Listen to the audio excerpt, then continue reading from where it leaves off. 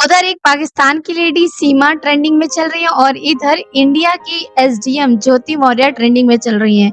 लेकिन दोनों की कहानी बहुत ज़्यादा डिफरेंट है। एक चीज़ सेम है कि दोनों ही शादीशुदा थी और एक चीज़ सेम है कि दोनों ही के बच्चे थे। तीसरा ये चीज़ सेम है कि दोनों ने ही अपने पति को छोड़ कर के दूसरी जगह चली गई हैं।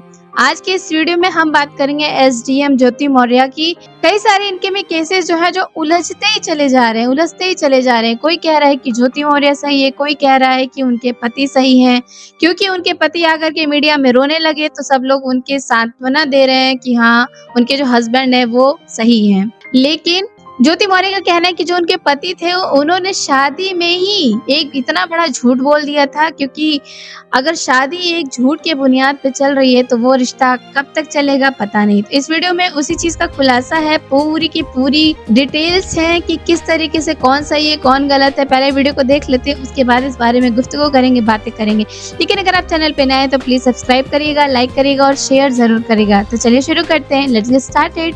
दोस्तों, आज एक ऐसे मामले पर हम लोग बात करेंगे जिसकी चर्चा हिंदुस्तान के घर घर में हो रही है। सोशल मीडिया पर इस पर लगातार पोस्ट लिखे जा रहे हैं, कुछ भी खोल लो ज्योति मौर्य ट्विटर पर ट्रेंड कर रहा होता है। एक ऐसा मामला जिससे समाज का हर तबका खुद को जोड़ के देख रहा है। जी हाँ, मैं बात कर रहा हूं एसडीएम ज्योति मौर्य और उनके पति आलोक मौर्य की। इससे पहले कि मैं इस मामले पर अपनी कोई राय रखूं, एक बार बड़े संक्षेप में अब तक जो हुआ उस पर बात कर लेते हैं। प्रयागराज की ज्योति मौर्य और आलोक मौर्य की शादी 2010 में हुई।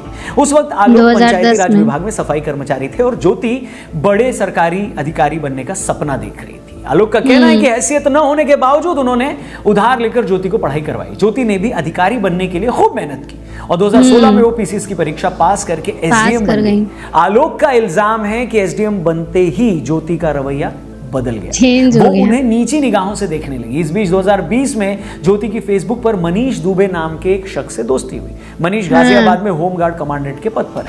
आलोक का कहना है कि इसके बाद ज्योति और मनीष एक दूसरे के प्यार में पड़ गए, वो एक दूसरे से प्यार करने लगे। आलोक को जब दोनों के प्यार का पता लगा तो ज्योति भड़क गई, वो उनके परिवार को गाली देने लगी और दोनों बच्चियों को लेकर अलग रहने लगी। आलोक का कहना है कि ज्योति उन्हें बच्चों से भी नहीं मिलने दे रही है, अपने पद का इस्तेमाल कर उसे नौकरी से निकालने की कोशिश कर रही है, उनसे उनके परिवार पर दहेज का केस करवा दिया है। यही सब बातें आलोक ने रोते हुए मीडिया के सामने बताई तो पूरे देश में आलोक के लिए हमदर्दी का सैलाब उमड़ पड़ा।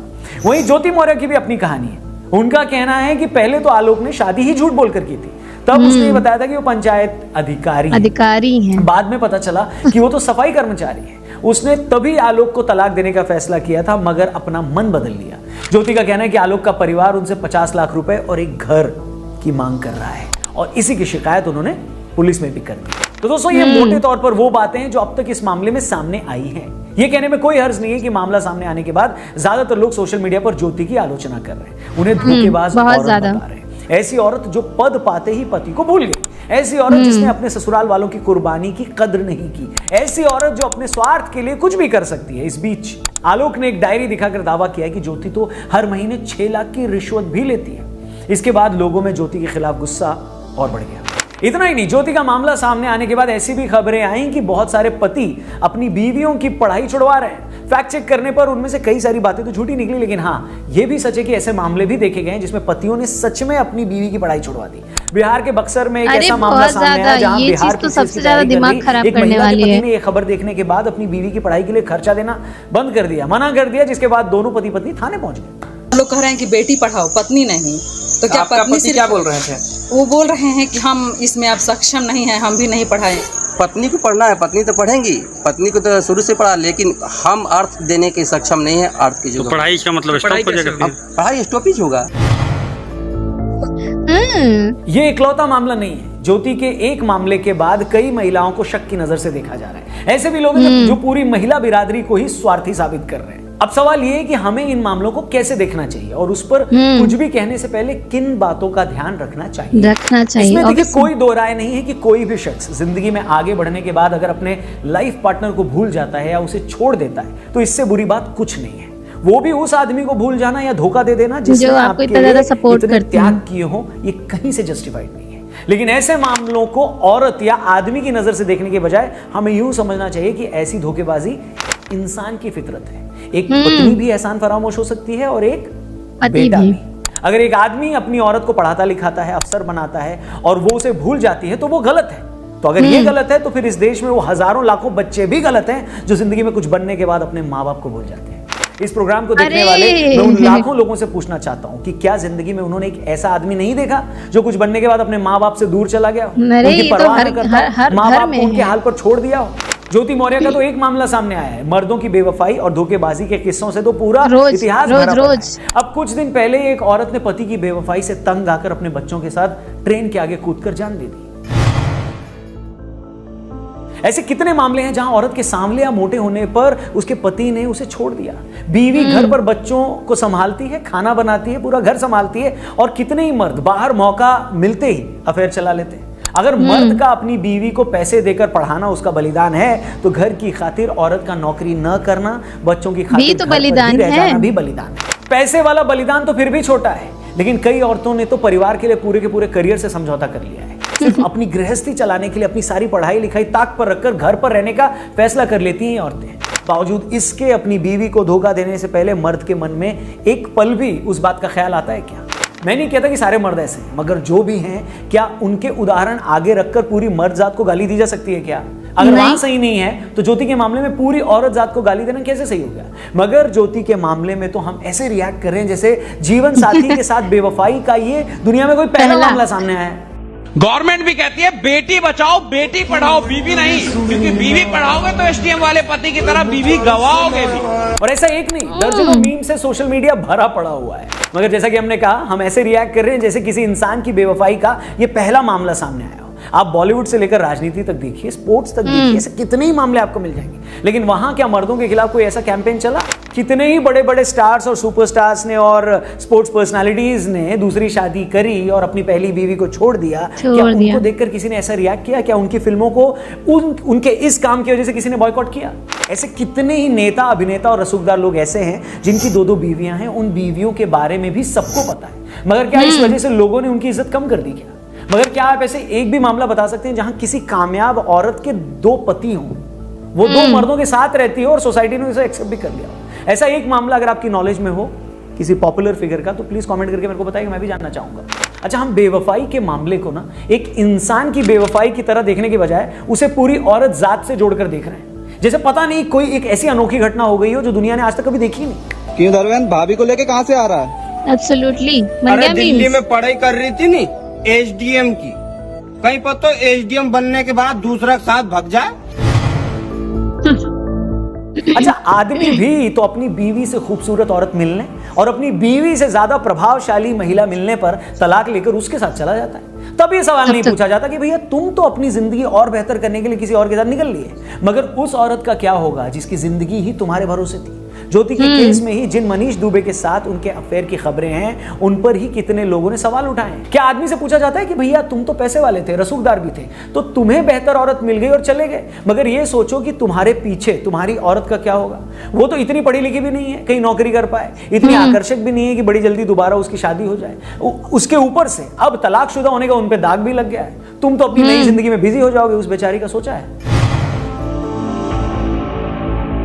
और ये कोई मनगढ़ंत बात या कोरी कल्पना नहीं है, हमारा समाज ऐसे मामलों से भरा पड़ा हुआ है। ज्यादा दूर नहीं जाना, आप अपने घर में काम करने वाली जो दीदी आती है, जो बाई आती है, या कोई हेल्पर महिला आती है, तो एक बार उसकी लाइफ में झांक कर देखो। बहुतों के पति उन्हें पीटते हैं, खुद कुछ काम नहीं करते, दिन भर दारू पीकर पड़े रहते हैं घर में, और ये औरतें दूसरों के घरों में बर्तन साफ करके पूरे परिवार का पेट भरती है।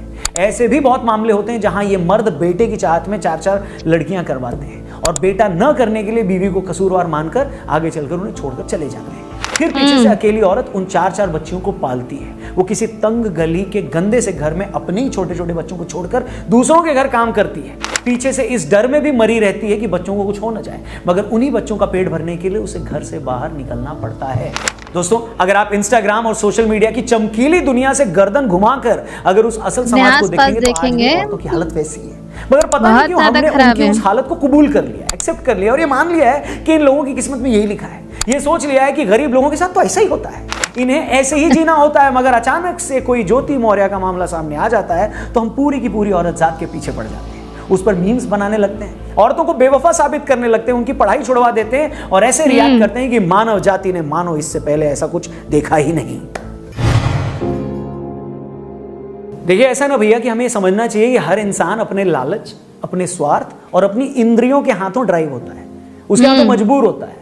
आप भी, मैं भी, हम लोग, सब लोग, हम सभी का ऐसा बहुत कुछ करने का दिल करता है जो कि ये सोसाइटी ठीक नहीं मानती, जो मॉरल भी नहीं है, समाज के हिसाब से सही नहीं है। हम अक्सर खुद को उन चीजों को करने से रोकते भी है, मगर कभी कभी हम मजबूर होकर ऐसा कुछ कर जाते हैं जो ठीक नहीं होता। और ये गलत हर किसी से हो सकता है, आदमी से भी, औरत से भी। आदमियों की इमोरलिटी या धोखेबाजी से ये सोसाइटी सहज हो चुकी है, क्योंकि वो पैसा कमाने बाहर जाता है ना, आदमी किसी पर निर्भर नहीं होता, इसलिए एक वक्त बाद वो बेखौफ हो जाता है। आदमी को लगता है कि हाँ मैं ये कर सकता हूँ, मेरा कोई क्या ही बिगाड़ रहा है, जो मैं मेरे दिमाग में आती है, मैं खुद भी सोचती हूँ, क्योंकि मर्दों पर निर्भर होती है, इसलिए उन्हें इस बिगाड़ का डर रहता है।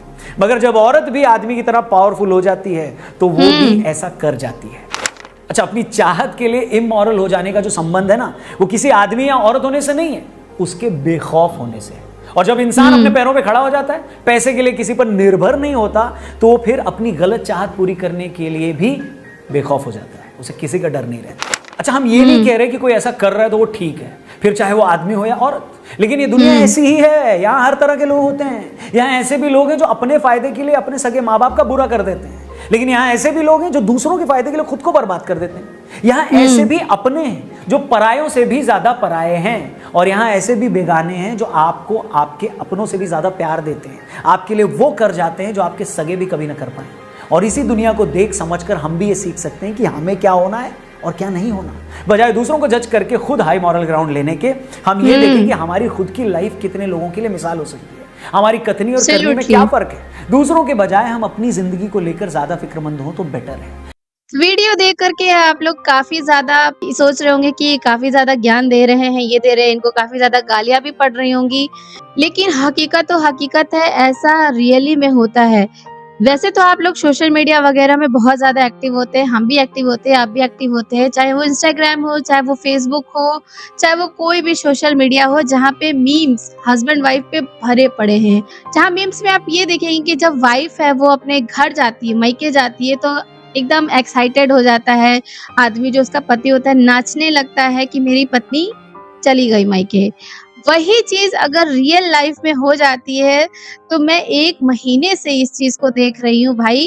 रोज कुछ भी स्क्रॉल करो, एसडीएम ज्योति मौर्य बेवफा, एसडीएम ज्योति मौर्य इतनी गंदी वाहियात, ये वो। लेकिन कभी भी जो रियलिटी होती है वो बहुत दोनों की तरफ से होती है। क्या पता कि जो उसका आदमी ने बताया वो पूरा हकीकत नहीं था, उसने अपनी चीजें बताई। जो ज्योति मौर्य बता रही है वो भी सही बता रही होंगी। जो दोनों ने किया वो काफी ज्यादा गलत किया। सबसे पहले उन लोगों को आपस में सुलझा लेना चाहिए और तब जाकर के थाने में रिपोर्ट कराना चाहिए। इस तरह की चीजें करानी चाहिए दोनों तरफ से। नहीं होता है तो उन्होंने अपनी बात रखी, ठीक है, लेकिन आपको क्या लगता है कि जब ये मीडिया में हाईलाइट हो गया है, ये केस इतना ज्यादा हाईलाइट हो गया है, तो क्या कोई भी औरत अपने पति के पास वापस रहना चाहेगी? आखिरी में इसका क्या जजमेंटल होगा ये भी नहीं पता। बात ये है, जो मुझे बुरी लगी है वो ये बात है कि एक केस के चक्कर में न जाने कितने हजारों औरतों को बुला लिया गया है, उनको डिपेंडेंट नहीं बनने के लिए कि तुम जाकर के तैयारी ना करो वरना तुम भी भाग जाओगी। हर औरत ऐसी नहीं होती है, बिल्कुल भी इस तरीके की नहीं होती है। कई औरतें तो ऐसी होती है कि उनको भी उनकी जिंदगी में कुछ करना है, आगे बढ़ना है, जो उन्होंने डिग्री हासिल की है, चाहे समाज के लिए भी, अपने लिए भी करना है और अपने घर परिवार को पालने के लिए भी करना है। कुछ उनके भी ख्वाब होते हैं कि मैं भी कुछ काम करूंगी तो मेरा भी नाम होगा, मेरा भी पद होगा। औरतें सिर्फ और सिर्फ इस वजह से नहीं होती हैं कि आपको बैठा करके घर में खिलाए, तीनों टाइम चारों टाइम, बच्चा पैदा कर ले, उसको ही देखे, सिर्फ इसीलिए तो नहीं होती है ना। ये मेरी थिंकिंग है। और अगर किसी को भागना होगा तो एक और एग्जाम्पल आपके सामने आ चुका है, वो है सीमा, जो कि पाकिस्तान से भाग करके आ गई हैं, 4 बच्चों को लेकर के भाग के आ गई हैं। वो तो कहीं जॉब नहीं करती थी ना, वो तो कुछ नहीं करती थी, तो वो भी भाग करके आ गई ना। तो किसी को भागना होगा तो वो कहीं से भी भाग लेगा। इसमें आपको ना एसडीएम बनने की जरूरत है, इसमें ना आपको कहीं कुछ भी करने की जरूरत है, बल्कि खाली दिमाग रहेगा तो उसका दिमाग ऐसा चलता रहता है कुछ भी गलत करने के लिए। आपको इनकी बातें कैसी लगी और कितनी ज्यादा वैल्यूएबल लगी हमें कमेंट करके जरूर बताइएगा। मेरे हिसाब से इनकी जो बातें थी सर की जो बातें थी वो पूरी की पूरी सच थी। आप एक किस को लेकर के सारी महिलाओं को गलत नहीं बोल सकते हैं प्लीज, और जो भी ये काम कर रहे हैं प्लीज ऐसा मत करें, क्योंकि ऐसा करने से आपकी जिंदगी में भी खटास आएगी कहीं ना कहीं, क्योंकि उस औरत को ये लगने लगेगा कि मेरा पति मुझ पे विश्वास नहीं करता है। रिश्ते की जो सबसे बड़ी जो डोर होती है उसको जो होल्ड करके रखती है वो सिर्फ और सिर्फ एक विश्वास ही होता है। वो जब तक नहीं रहेगा एक दूसरे के अंदर, लोग एक सक्सेसफुल लाइफ नहीं जी सकते हैं। आपकी क्या राय है हमें बताइएगा जरूर। Thank you so much for watching till last. Bye, take care.